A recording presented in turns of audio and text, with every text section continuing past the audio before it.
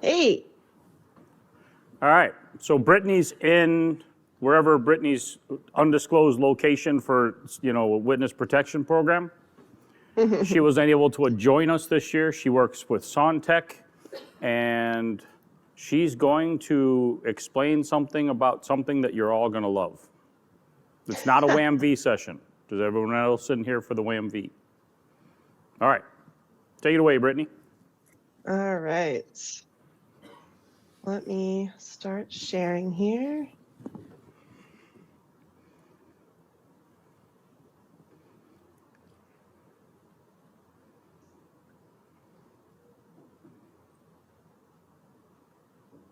All right.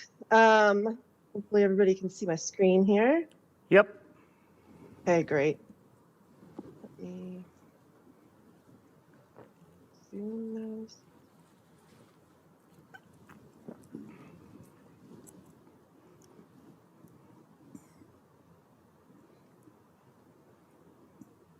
Hold on.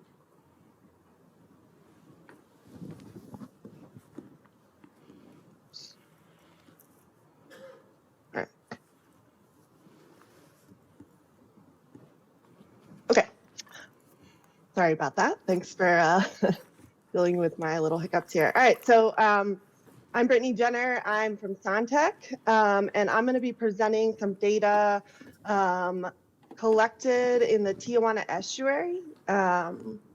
So let me just get into this. All right, that's not working. Hold on. Okay, there we go. Okay, so this is kind of the outline of what I'm going to talk about. I'll give you some big picture kind of background information on the Tijuana Estuary and their project goals. Then I'll talk about the specific study area, what data are available there, the challenges of some of that data, and then the research questions that were formulated out of that. Then I'll start to answer some of those research questions by showing you some Sentinel-2 data as a proxy for turbidity. We'll talk about sediment supply within the basin, and then I'll present some bathymetry results collected with the M9 using HYPACK. And then I'll try and tie all that together with their kind of preliminary conclusions and next steps. So before I get into all this, I do want to give like a very big thank you to all of the stakeholders that you see on this slide here. In particular, Trent Biggs and Stephanie Garcia from SDSU. They provided a lot of the data and some of the slides that I'll be presenting here today.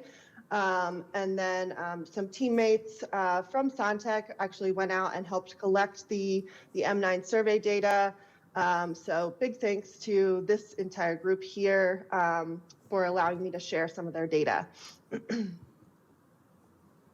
All right, so the Tijuana Estuary is located in Southern California and also in Mexico. The mouth of it empties out directly south of Imperial Beach. And the headwaters are in Mexico and portions are in California. And for a long time now, there's been a known issue with sewage and sediment in this estuary.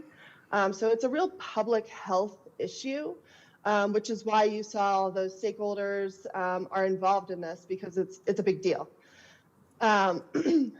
There's also some groundwater depletion and wetland collapse within this basin. If you look at the map over on the right-hand side, the green areas are showing you historical marsh. So that's where we don't have any marsh anymore, but there used to be.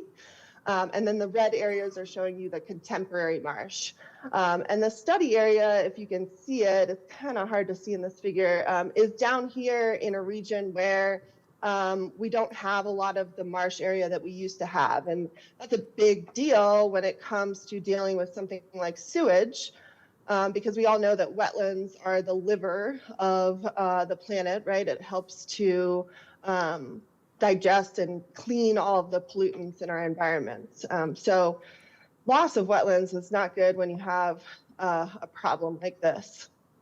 So looking at the basin here, this is the outline of it. It's fairly large. It's about a quarter of the size of California, just to give you like a size comparison.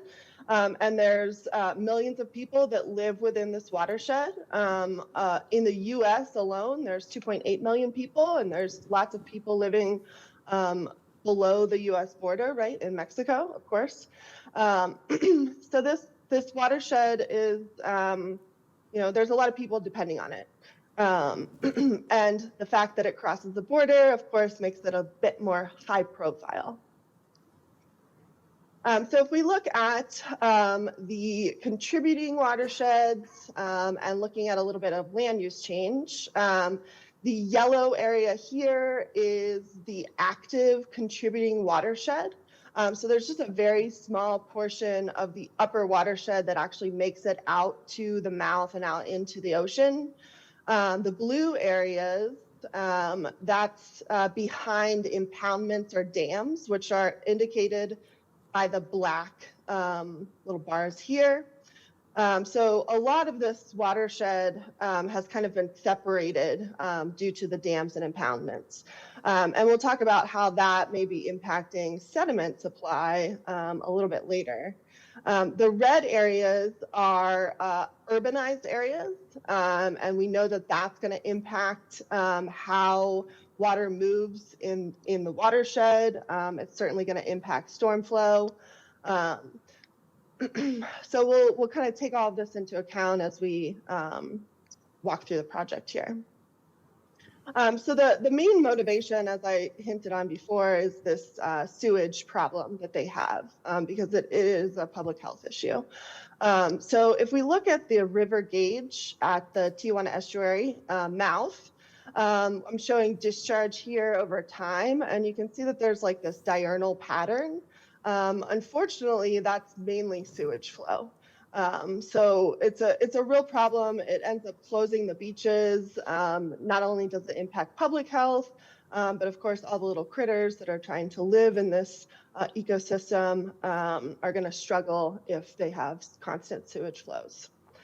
And then the sort of problem with trying to understand this and predict the sewage flows is that there's not great sampling that's been done throughout the estuary. There's just a few stations here and there that have some data over time. So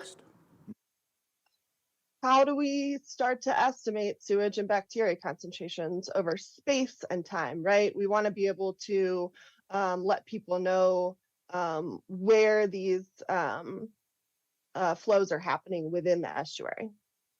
So the big goals that they came up with were coming up with a real-time information system to provide sewage contamination real-time, and then understanding how the estuary retains and processes the sewage.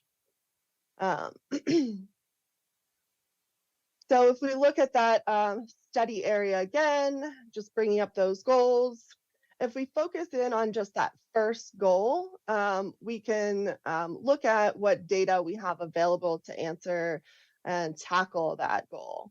So the technology that we have available for this are in situ sensors, right?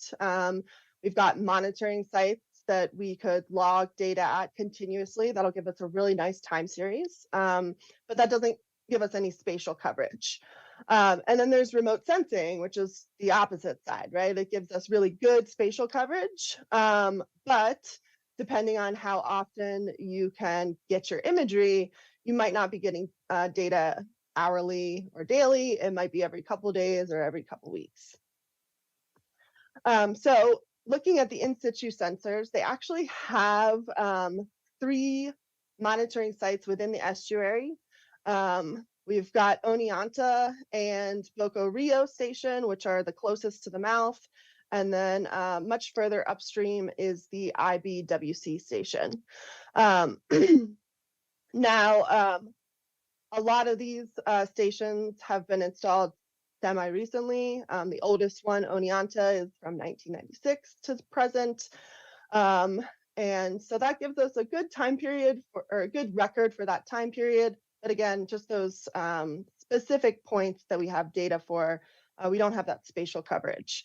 And then if we really want to understand what amount and how much sewage, what kind of loading is coming out of the mouth of the estuary, none of these stations are really at the mouth. So that's a bit of a drawback to these locations. This is just a picture showing example of what those stations look like. They've each got SONs, so they are collecting water quality data, water level, and then you'll see Boca Rio actually has a hyperspectral camera, and that will be related to the remote sensing data. This is just a quick example of the data they're getting in real time from the IBWC site. So they've got turbidity, conductivity, tryptophan, and CDOM coming in. All right, so if we look at remote sensing data, there are near surface hyperspectral options that will give us continuous and data. There shouldn't be any cloud issues, and there's lots of EM bands to choose from. So there's actually two different satellites that we can choose from to give us data. There's the Planet satellite, and then there's Sentinel. And they provide data at different rates and different resolutions. So the group looked into those two and ultimately went with Sentinel. And I'll get into that a little bit more later. The one thing about remote sensing is that it doesn't work very well in really shallow water because there's going to be bottom reflectance that's going to start to interfere with the reflectance from the surface. So we'll need to figure out exactly where we can kind of use remote sensing and where we cannot. So looking at the Boca Rio site, which just as a quick reminder is the closest site to the mouth, the Boca Rio site water level range is from 0.8 to 1.8 meters. So it's about a 1 meter range, and we'll kind of come back to this water level range as we kind of work through the data a little bit more. All right, so given the data that they had available, they came up with the following research questions. So where are turbidity hotspots in the Tijuana Estuary? And the idea is that the remote sensing data will be able to help answer that question because it's really large spatial coverage. How does water depth impact the accuracy of turbidity estimated using remote sensing? So this is kind of getting into that last slide where they know that there's going to be some interference from bottom reflectance. And so they want to figure out exactly what that threshold is. And that means they're going to need to know what the water depth is within their study region. So they're going to need to get some bathymetry done. And then they want to understand how the bathymetry of the Tijuana Estuary is changing over time. So of course, that's going to mean a couple of different bathymetry surveys. It depends on, how much time they want to look at there. All right, so we're going to dive into looking at some data here. So they ended up going with Sentinel-2, as I mentioned, and there's actually a Google Earth engine developed in 2020 where you can easily download the data and then take that reflectance data and convert it into a turbidity value. So they did this and they compared it to their two in situ stations that are closest to the mouth, Oneonta and Boca Rio. So this is their comparison here. And they found that they had pretty good correlation for low turbidity. But one of the downfalls to this is that, the Sentinel-2 satellite is only going to pass over on certain days, and that may or may not line up with an actual storm. So they may be missing some of those high turbidity events when they have storms, then the Sentinel-2 isn't passing over. So there's still some things to work out there, but at least they could see that for low turbidity, they did have a good correlation. This is the equation that they're using to get that turbidity data. So they're taking the water reflectance from the red band of Sentinel-2. They're using constants which are dependent on that red band, and then they're calculating the turbidity from there. So these are some results here. So the red colors in the map, the deeper the red color, the higher the turbidity calculation there. And then just for reference, you can see that's the Boca Rio site there. It's the closest to the mouth. And then the site up there is the Oneonta. So they could easily see from these 3 different passovers that there were some clear hotspots, one being near the mouth. And then some other hotspots maybe up in the main channel that showed up in similar ways in February and August, but differently in January. So now that they have these results, they want to think about what could be impacting this. You know, could it be tides or storms or, of course, water depth? They know that that's going to impact it. So they'll figure that out. But they want to make sure that there aren't any other factors that could be impacting this. So they also looked at particle size to see if that may be impacting the reflectance value here. And so they looked at the distribution of that to see if there was any pattern in the grain size distribution as distance from the mouth. You know, they were probably a little bit surprised by the distribution here, but didn't find any real relationship between the turbidity and the particle size. So speaking of sediment, let's talk about the sediment supply within the basin, because you can't have sediment transport without sediment supply. So it's important to talk about where the material is coming from. So we've talked a lot about sewage. So now we'll talk about a little bit more about sediment here.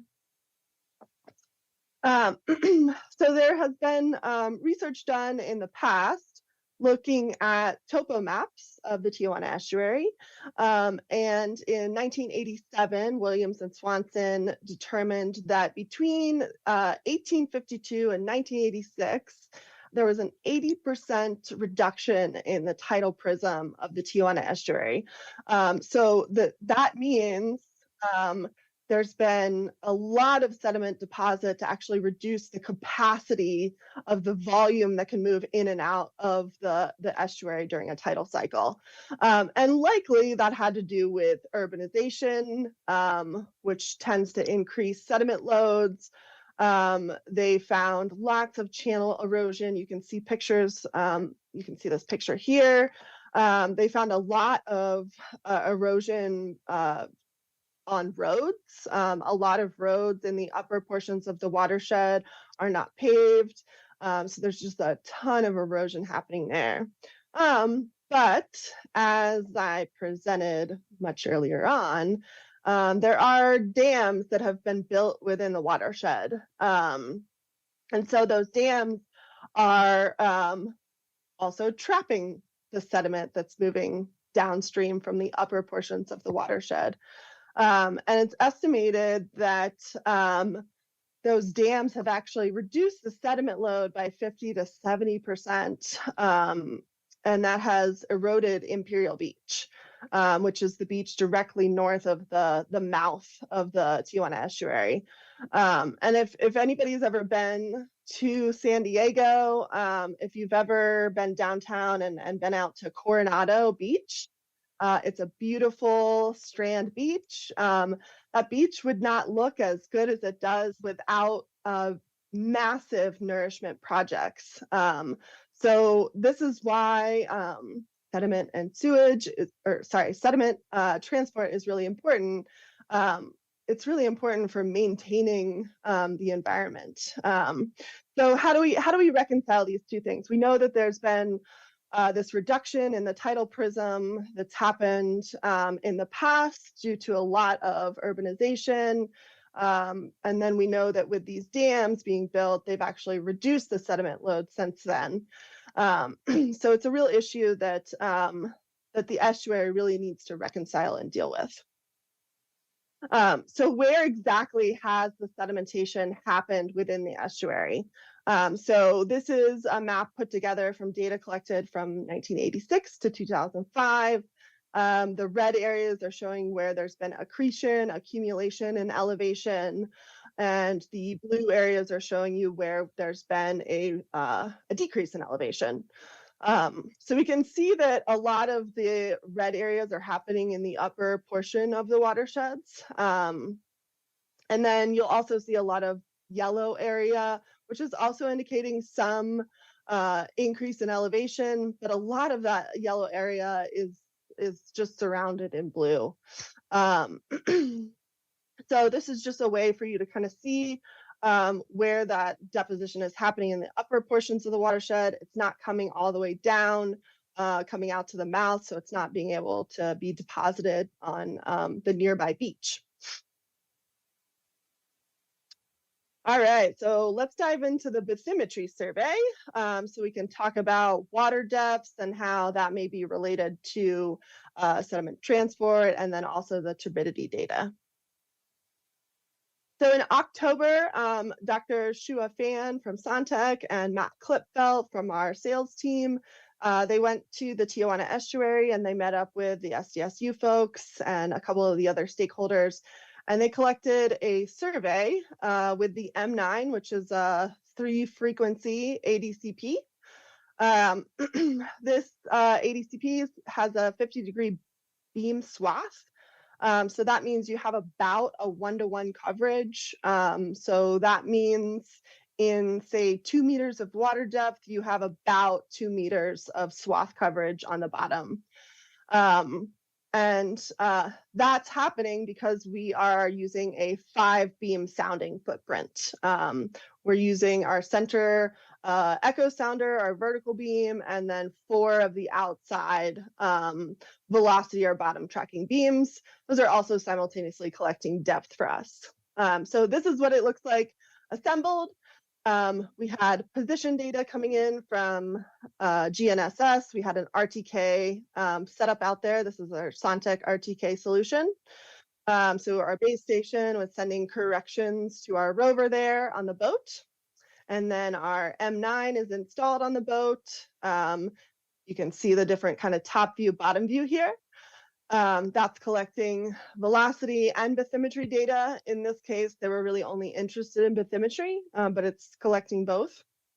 And we had that deployed on the remote control boat, our RQ pod, which is this piece right here. And then, of course, the propellers on the bottom. So using the RQ pod allowed us to deploy this and nobody had to get in the water, which is really nice, especially since we know how much sewage is flowing through there. So for a safety factor, it's really great to be able to collect this survey using a remote control boat. So this is where we had our base station set up, is where this pin is located.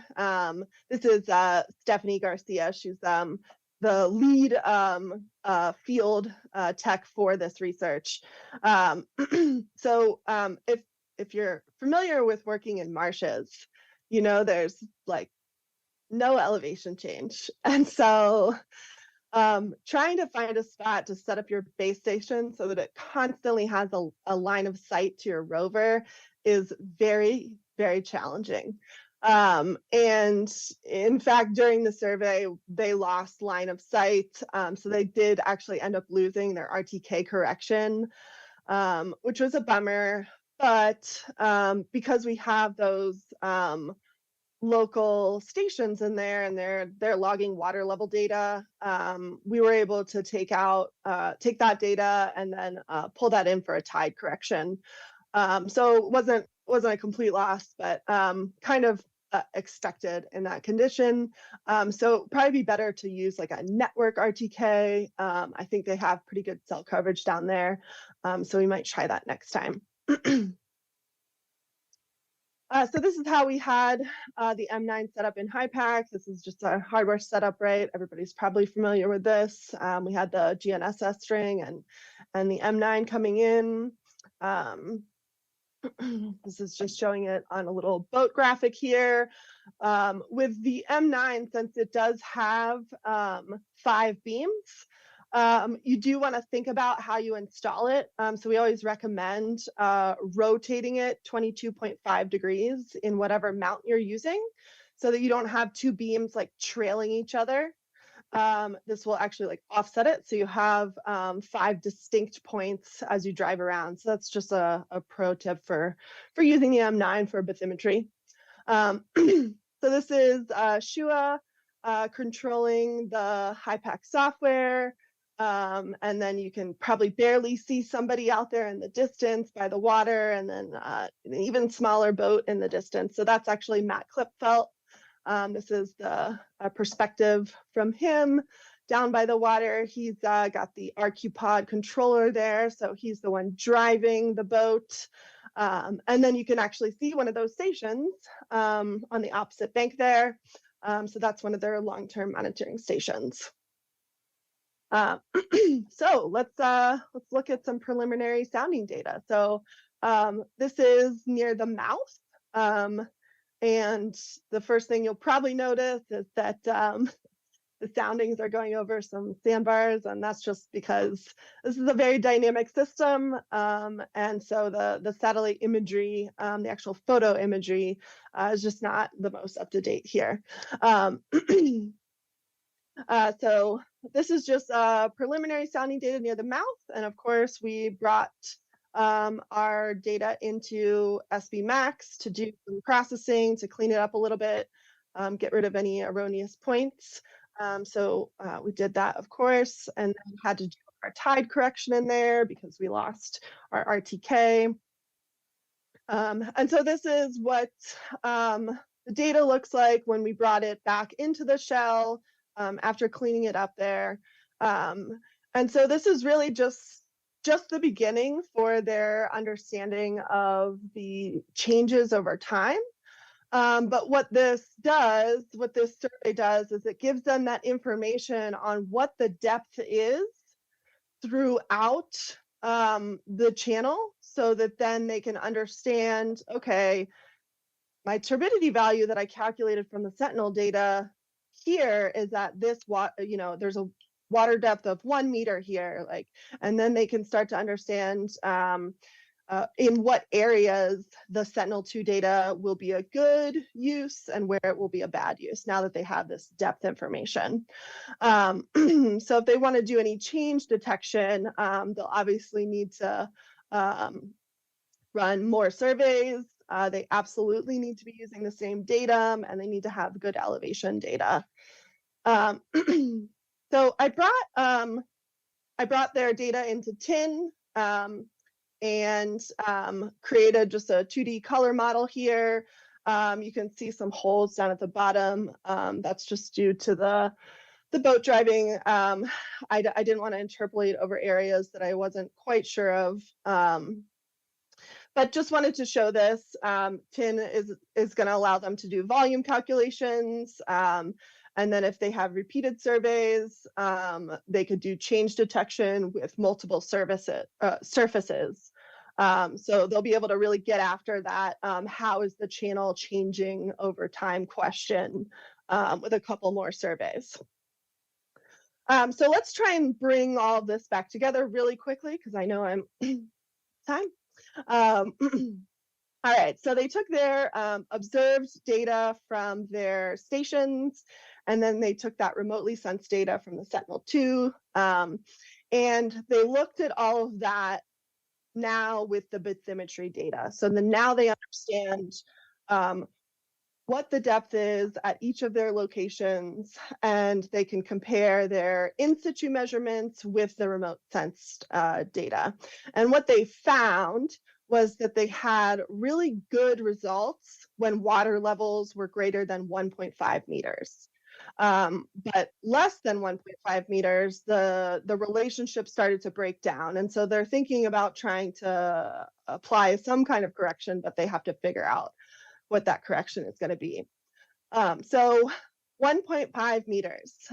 If you remember back to the Boca Rio site, the range at the Boca Rio site was 0.8 to 1.8 meters. So that means for that site, majority of the time, the remote sensing data is actually not going to work, or they're going to need to apply some kind of correction. And that may be a depth correction. So they may need to figure out, okay, maybe within a certain range, we have to apply this correction. So they may need some more, they need to dive a little bit more into the bathymetry data to help understand that a little bit more. They also looked at different zones to try and understand how turbidity might be changing in these different zones. They wanted to understand how turbidity was changing with different flows, different discharge events, so whether that's no flow or sewage flow or storm flow. And what they found was that there's just always a hotspot by the mouth. And then during storm flow events, there's hotspots kind of throughout. And their fixed stations may actually be missing the high turbidity water because, as we saw from the Sentinel-2 data, the hotspots are near the mouth and then in that main channel. So they may be using that to figure out where to install another station. Okay, sorry. Yeah, so conclusion, right? So they figured out that that depth threshold where they have to switch to using a correction factor that they still need to figure out.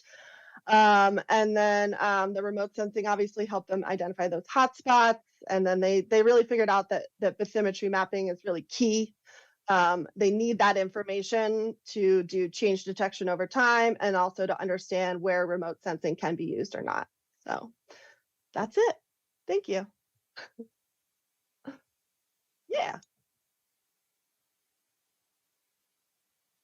Early because it's a different time zone where she's at. So thank you very much. Yeah, no problem. And we're going to jump over now to the next session. Sounds good. All right. Bye.